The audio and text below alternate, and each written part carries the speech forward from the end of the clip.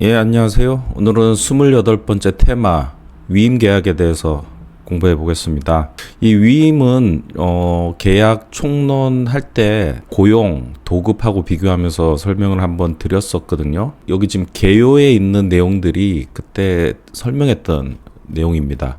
그래서 반복해서 설명드리기보다 그때 영상을 같이 좀 보시겠습니다. 그걸로 여기 있는 설명을 대신하겠습니다. 자, 고용은 손발을 사는 거죠. 도급은 일의 완성에 대해 대가를 지급하는 겁니다. 근데 위임은 뭐냐면 사무처리 위탁. 우리가 세상에 없는 민법을 탄생시킨 건 아니거든요. 여러 나라의 민법을 가지고 와서 만든 거예요. 그게 섞여 있어요. 짬뽕이다 보니까 약간 이질적인 내용들도 있고. 근데 이 위임 계약이 로마 시민법이 시작이라고 해요. 제가 그때 살지 않아서 잘 모르는데 로마 시민들의 어떤 그 자부심은 잘 알려져 있죠. 거기서 똑똑한 사람들, 그 사람들이 글을 모르거나 덜 똑똑한 사람들을 돕는 거를 자부심으로 여겼다고 해요. 그래서 이게 사무처리 위탁은 자기보다 뛰어난 사람에게 일을 부탁하는 형태를 말합니다. 전문가한테 맡기는 거. 내가 잘 모르니까. 그래서 위임의 특징은 위임 받은 사람, 수임인이 스스로 의사결정을 해요. 고용은 의사결정은 사용자가 하고 피용자, 이제 고용된 사람은 시키는 대로 하죠. 손발을 제공하는 겁니다. 근데 위임은 머리를 얻는 거예요. 이 사무처리 위탁은 머리를 구하는 거예요. 그렇기 때문에 생각 자체, 의사결정 자체를 이 위임 받은 사람이 막 합니다. 묻지 않아도 돼요. 본인한테. 그래서 위임 받은 사람이, 즉 수탁자가 막 행위를 하면 그 효과는 위임자한테 가는 거예요. 그래서 이 위임 계약을 하게 되면 대리 관계가 생기는 겁니다. 대리제도의 핵심이 뭐예요? 타인행위 본인 책임. 위임인이 있고 수임인 있고 상대방이 있으면 이 법률행위는 이 대리인, 수임인이 다 해요. 그리고 법률 효과는 A가 다 받아요. 고용은 A가 시킨 대로 해야 되지만 위임은 자기가 독자적으로 하는 걸 말합니다.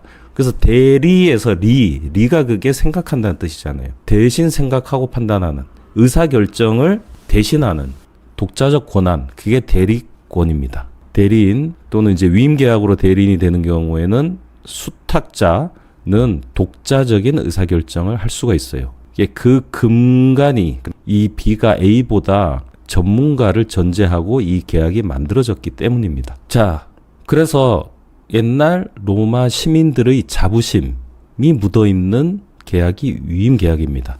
아, 그거 내가 도와줄게. 이러면서 스스로 자부심을 느끼는, 요런 정신이 저기 들어있기 때문에 거기에 돈을 받으면 어떻게 돼요? 명예롭지 않죠? 자부심이 내려가죠. 그래서 이 위임 계약은 무상으로 규정이 됐던 거예요. 시작이 그런 거예요. 현대로 오면서는 다르죠. 현대 자본주의 사회에서는 남의 일을 도와주는 것도 생계가 되고 경제활동이 되는 겁니다. 현대에 와서는 위임 계약도 유상으로 하는 게 일반적인 상황이 됐습니다. 이런 특성 때문에 위임은 언제든지 사임을 할 수가 있어요. 신뢰관계를 바탕으로 하는 거예요. 저 사람이 나보다 저 사람이 일을 하면 나한테 도움이 될 거야. 이런 신뢰를 바탕으로 위임계약이 이루어져 있기 때문에 신뢰가 깨져버리면 명예심을 갖고 너를 도와줬는데 나를 못 믿어? 나 그럼 안 해. 이렇게 위임해지는 자유롭습니다. 다른 계약들은 자유롭지가 않아요. 계약하면 그 구속력에 들어가는데 위임계약의 해지는 자유로워요. 그래서 위임은 일의 완성하고는 관계가 없어요. 사무 처리를 맡기는 겁니다. 그래서 도급하고 위임도 차이가 있어요. 위임계약 요 개요 부분에 대한 설명을 그 강의로 대신하겠습니다. 그리고 위임계약을 우리가 언제 받느냐 하면 대리에서 봤었어요. 대리 관계를 수권행위, 단독행위인 수권행위로 형성할 수도 있지만 이 위임 계약을 맺으면 수권행위가 같이 일어나죠.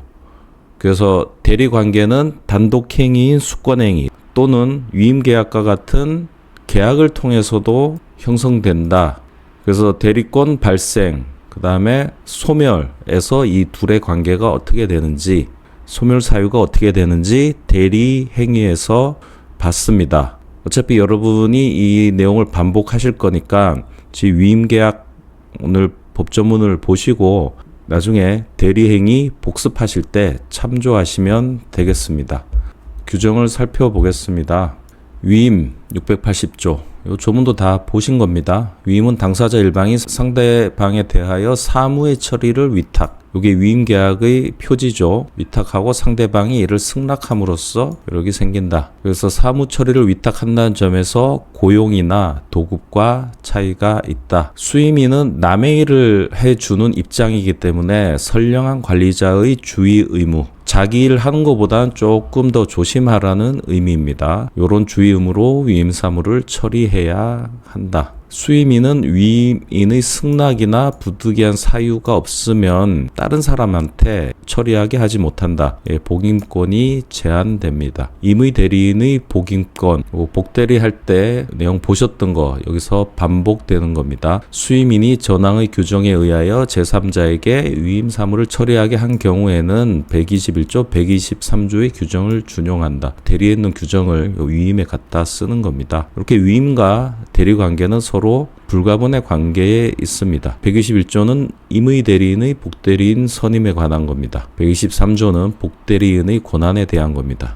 대리에 있는 내용이 위임계약에서 복대리인 선임할 때 적용이 됩니다. 수임인은 위임인의 청구가 있는 경우에는 위임 사무의 처리 상황을 보고하고 위임이 종료한 때는 지체 없이 그 전말을 보고해야 한다. 업무 처리의 독자성은 있어서 일일이 지시를 받아서 일을 처리하는 건 아닌데 이런 경우에는 보고해야 되는 의무는 있습니다. 그래야 위임인이 계속 이 수임인을 사용할지 다른 사람과 새로운 위임계약을 맺을지 결정할 수가 있잖아요. 수임인은 위임 사무 처리로 인하여 받은 금전, 기타 물건, 그다음 수취한 과실을 인도해야겠죠. 이건 자기 게 아닙니다. 업무상 받은 거는 위임인에게 귀속되는 거기 때문에 잠시 보관하고 있더라도 다 전달을 해야 됩니다. 수임인이 위임인을 위하여 자기 명의로 취득한 권리도 이전해야겠죠.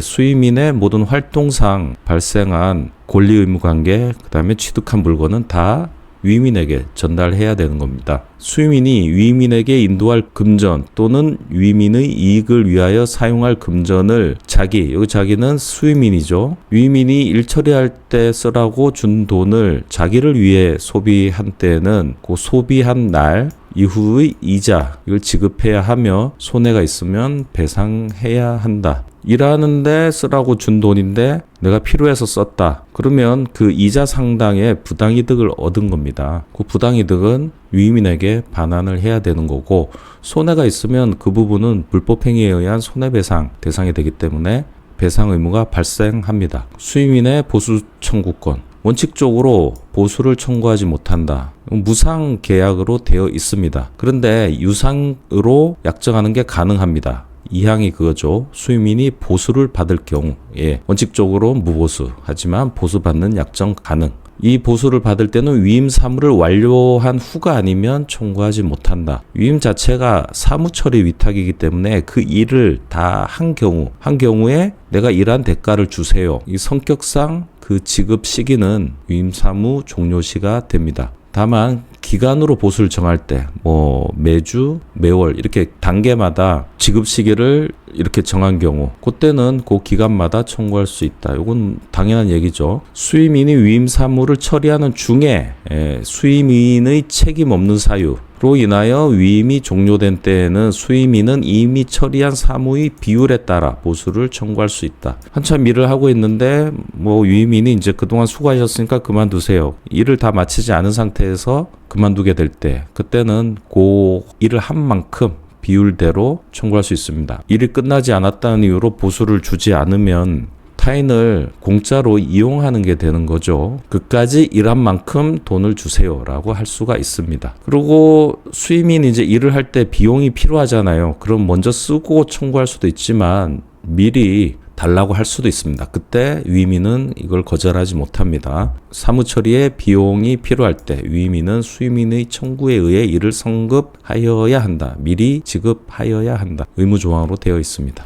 비용 상환 청구권 당연히 있어야겠죠. 수임인이 일을 할 때 필요비를 지출한 때는 지출한 날 이후 이자 청구할 수 있습니다. 받아서 일을 처리해야 되는데 수임인이 내가 가진 돈으로 먼저 처리할 수 있죠. 그만큼은 위임인이 이익을 보는 거죠. 자기 돈을 당장 쓰지 않음으로써 생긴 이익, 그게 바로 이자죠. 그래서 지출한 날 이후의 이자를 수임인이 위임인에게 청구할 수 있습니다. 수임인이 위임 사무의 처리에 필요한 채무를 부담한 때, 나 당신 일을 하다가 지금 채무가 생겼어. 그거 갚아주세요. 그렇게 할 수 있는 겁니다. 그런데 채무가 변제기에 있지 않을 때는 상당한 담보를 제공하게 할 수 있다. 지금 당장 갚아야 될 채무는 아니다. 근데 나중에 이 위임인이 다른 얘기를 할 수 있죠. 아직 변제기가 아니면 담보라도 제공해 주세요. 라고 할 수 있습니다. 그 다음에 잘못 없이 손해를 받은 때 배상 청구도 할 수 있어야겠죠. 남의 일 해주는데 일하다가 손해를 입었어. 잘못 없이. 그럼 위임인한테 당신 일 하다가 내가 피해를 봤으니까 배상해 주세요. 할 수 있습니다. 위임의 상호 해지의 자유. 위임은 당사자가 언제든지 해지할 수 있습니다. 위임 계약이 가진 특성 때문입니다. 상호 신뢰 관계를 바탕으로 하기 때문에 신뢰가 위반됐다 이런 생각이 들면 아니면 변심을 하더라도 언제든지 해지할 수 있습니다. 다만 이 자유로운 해지권을 악용할 수가 있죠. 그 악용을 방지하는 규정이 2항입니다. 당사자 일방이 부득이한 사유 없이 상대방의 불리한 시기에 계약을 해지한 때 그 손해를 배상해야 됩니다. 아무 이유 없이 딱 상대한테 불리한 시기에 딱 나 그만할래. 그냥 골탕 먹이는 게 되죠. 그거는 악의적인 의도가 있다고 보고 손해배상을 하게 합니다. 요 689조 조문은 반복해 보셔서 좀 익숙하게 해 놓으세요. 유인계약은 언제든 해지할 수 있다. 근데 아무 이유 없이 상대에 딱 불리한 시기에 계약을 해지해서 손해를 입히면 그건 배상해야 된다. 사망, 파산과 위임 종료. 요 대리할 때도 요 690조를 봤었습니다. 그 대리권 소멸 사유의 하나로 언급이 됐었습니다. 기억나시죠? 양 당사자의 사망은 대리권 소멸 사유입니다. 127조에 의해서 대리인의 성년 후견 개시도 대리권 소멸 사유고요. 대리인의 파산도 대리권 소멸 사유입니다. 이게 127조에 있는 민법 총칙에 있는 대리권 소멸 사유입니다. 여기에 690조, 지금 본 690조를 합쳐보겠습니다. 요 127조는 일단 단독행위인 수권행위, 너 나의 대리인이 돼. 이런 수권행위로 대리관계가 성립했을 때 대리권 소멸 사유입니다. 그런데 위임계약에서는 위임계약을 맺으면 또 대리관계가 형성되죠. 단독행위인 수권행위가 아니라 계약인 위임관계에서도 대리관계가 만들어집니다. 그러면 총칙상 대리권 소멸 원인과 여기 위임계약상 대리권 소멸 원인을 합치면 계약으로 대리관계가 형성된 경우의 종료 사유가 나오겠죠. 둘을 합치면. 그래서 690조 보면 당사자 한쪽의 사망, 사망. 이건 총칙에 있는 것하고 같으니까 중복이고, 파산, 이 파산이 당사자 한쪽의 파산이니까 대리인 파산도 되지만 본인의 파산도 종료 원인이 된다. 요 본인의 파산은 총칙에는 없지만 위임 계약에는 종료 사유로 되어 있지요. 그 다음에 수임인, 대리에서는 대리인이 됩니다. 수임인이 성년 후견 개시 심판 받은 경우, 총칙에도 있죠. 결국은 이 민법 총칙에 있는 대리권 소멸 사유 외에 지금 690조를 더하면 본인 파산이 대리권 소멸 원인으로 하나 추가가 됩니다. 그러면 이렇게 정리하세요. 계약이 아니라 그냥 수권행위로 대리관계가 된 경우에 소멸 사유는 양쪽 사망, 대리인 성년 후견 개시, 대리인 파산입니다. 그런데 위임으로 대리관계가 된 경우에는 위임 관계가 종료될 때도 대리관계가 종료되죠. 위임 자체의 종료 사유가 대리권 종료 사유로 추가되겠죠. 그 추가되는 걸 정리해 봤더니 요거 하나, 본인의 파산이 추가되더라. 그렇게 두 가지로 구별해서 기억을 해 두시기 바랍니다. 그 위에 이런 사유 말고 그냥 수권행위를 걷어들여서 더 이상 대리하지 마. 이거하고 위임계약을 해지해서 더 이상 우리는 위임관계 아니야. 이런 경우도 대리관계가 없어지죠. 법률행위로서 수권행위를 거둬들이거나 위임계약을 해지하는 경우를 더하면 전체 대리권 소멸 사유가 되겠죠.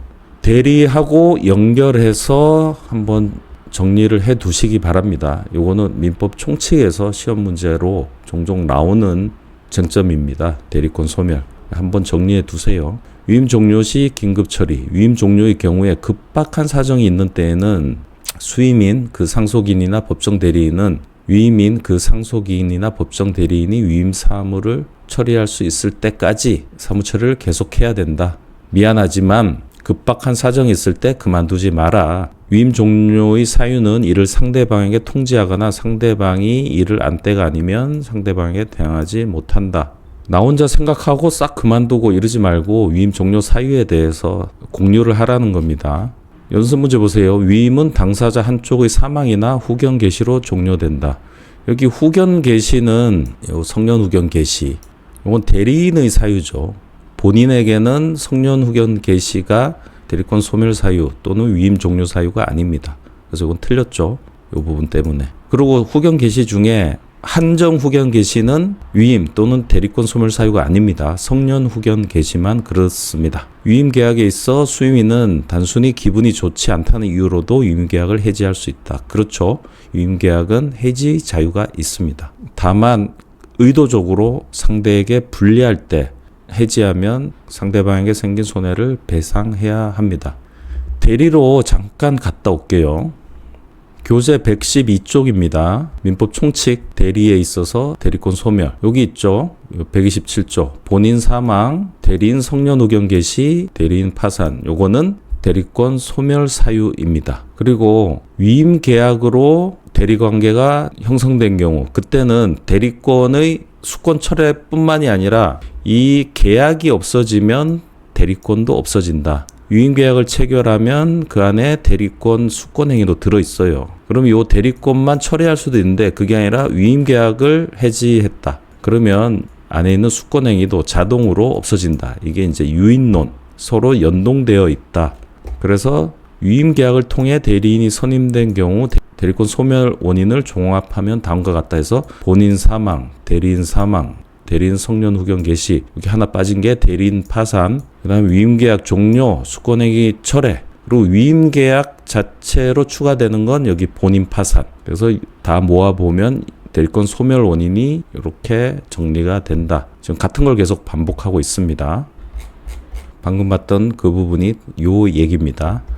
자, 오늘로써 계약법 마치고 다음 시간부터는 법률 규정에 의한 채권 발생 원인, 사무관리 부당이득 불법행위, 이곳으로 들어가 보겠습니다. 계약 강론에 나머지 11개 계약이 있죠. 지금 15개 중에 4개만 제가 추려서 같이 봤거든요.